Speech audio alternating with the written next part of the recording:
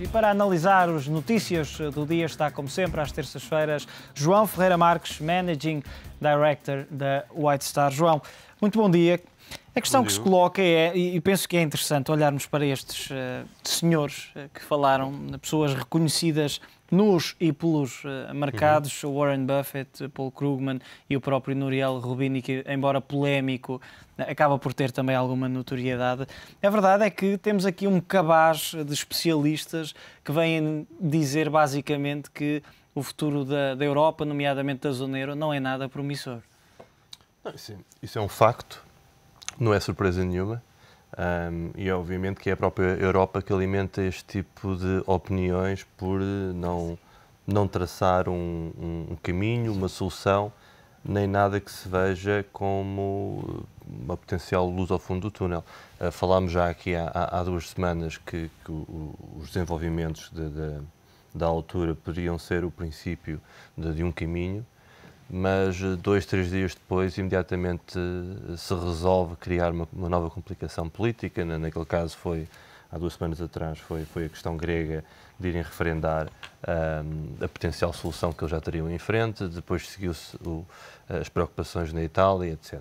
É um sem fim de questões, sem haver, a nível mais global, uma decisão que seja abrangente e que crie confiança a médio e longo prazo para a resolução da crise. A questão é que, e por exemplo, o Buffett diz que, embora tenha havido aqui uma espécie de um sentimento positivo depois destas mudanças políticas na Grécia e Itália, em termos práticos, não se tem sentido. Sentiu-se imediatamente com uma descida nas pressões sobre o mercado da dívida, mas a verdade é que, em termos práticos, não se tem sentido grande mudança, apesar dessas mudanças políticas. Não, são pequenos pormenores importantes que dão alguma, não digo confiança, mas algum conforto que as coisas poderão melhorar, mas não é por aí que imediatamente se vai ver um impacto positivo. Aliás, o Buffett faz um comentário que é perfeitamente claro em relação a esse ponto, que é a questão da confiança. Não se ganha nem se tem metade da confiança, ou se tem confiança ou não se tem confiança.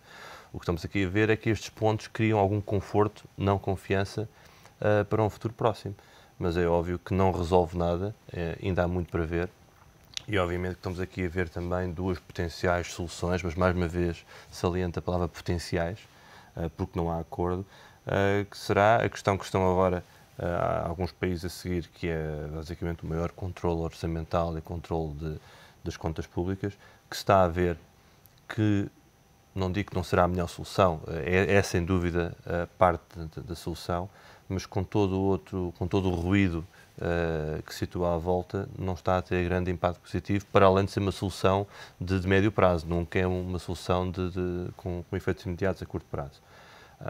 A outra solução que se tem falado, até a nível doméstico, com os comentários do Presidente da República, que será basicamente a solução mais imediata, seria basicamente o Banco Central Europeu ter outro poder e outra facilidade no acesso e na resolução do problema. Essencialmente, e tirando das tuas palavras, João, seria, como disse Warren Buffett, imprimir dinheiro. Exatamente. Estamos a falar isso. Não sendo uma solução definitiva, seria pelo menos uma forma mais eficaz de estancar esta crise? Seria uma forma... Buffett acaba por fazer aqui sempre uma comparação com aquilo que aconteceu nos Estados Unidos.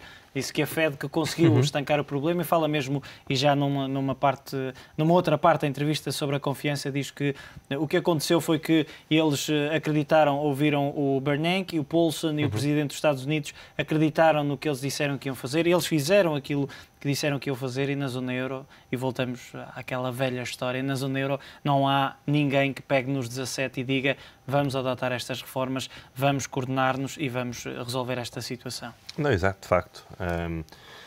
Começando pela questão desse tipo de solução, é uma solução com efeitos imediatos, tem uma série de problemas futuros, nomeadamente pressões inflacionistas, etc. Estamos aqui a falar, depende muito do nível de impressão ou de volume que as impressoras depois irão colocar os euros, passa aqui a analogia, a figura. Passará por aí, mas é um problema que tem que ser analisado e tem que ser atacado por aí, porque se olharmos para o exemplo dos Estados Unidos, e ninguém está aqui a dizer que foi a solução perfeita, Mas resolveu, pelo menos a curto prazo. Mas resolveu no curto prazo, no imediato, e permitiu, pelo menos, criar algumas fundações para que este tipo de problema não se voltasse a acontecer, ou pelo menos criasse condições propícias a uma recuperação económica que está a ser também agora travada por todas as questões E a verdade é que, indiretamente, acaba por dar mais tempo aos líderes para pensarem numa solução depois mais abrangente. Exato, de facto, porque basicamente o que estamos aqui a dizer e o que aconteceu nos Estados Unidos foi uma solução de backstop, onde se diz isto agora resolve o problema imediato, por mais pressão que se coloque, a dívida é recomprada, por isso não há aqui uma solução. Mas aqui basicamente estamos a falar também da questão das economias neste momento mais fortes ou com menos problemas, a americana e, por exemplo, e a chinesa. Estamos aqui a falar de economias com uma moeda própria, enquanto que a Europa, o euro, não se poderá dizer exatamente que é moeda própria, porque cada país tem os seus interesses e não há um interesse conjunto. E estamos basicamente a falar aqui de dois grupos, ou três grupos, onde o essencial é a Alemanha, juntamente também, dependendo do dia, com a França, que têm as preocupações e que são eles exatamente que impedem este tipo de solução. João, olhando para as palavras de um economista que inclusivamente já foi Nobel, Paul Krugman, num artigo de opinião no New York Times, que vem dizer que Espanha e Itália ficaram reduzidas à condição de países de terceiro mundo quando aderiram ao euro. Que interpretação, por muito simples e objetiva que pareça esta afirmação, que interpretação é que se pode fazer destas palavras?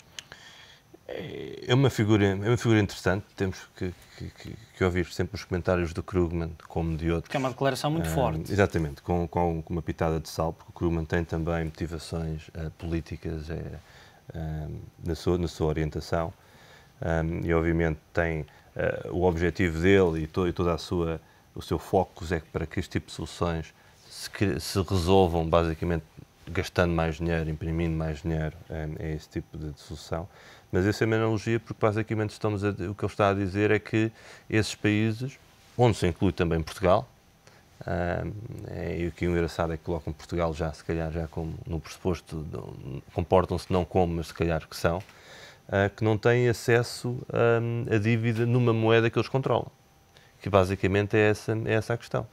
Porque se olharmos há gráficos interessantes de produção e geração de riqueza, e a Itália é um bom exemplo, porque a Itália não estamos a falar propriamente de um país pobre, estamos a falar de um país extremamente desorganizado, mas que mesmo assim tem um grande poderio económico, e se analisarmos a Itália, a performance comparativamente à Alemanha pós-entrada no euro, vemos perfeitamente que eles perderam bastante competitividade.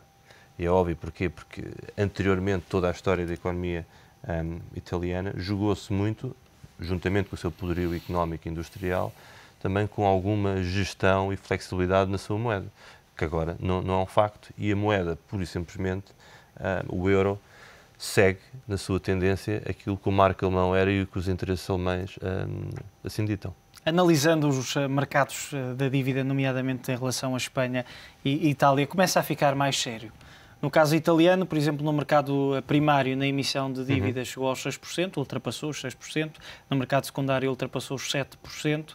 No caso espanhol, temos uma emissão esta manhã que passou tanto a 12 como a 18 meses no mercado primário, naturalmente, de pouco mais de 3% para mais de 5%.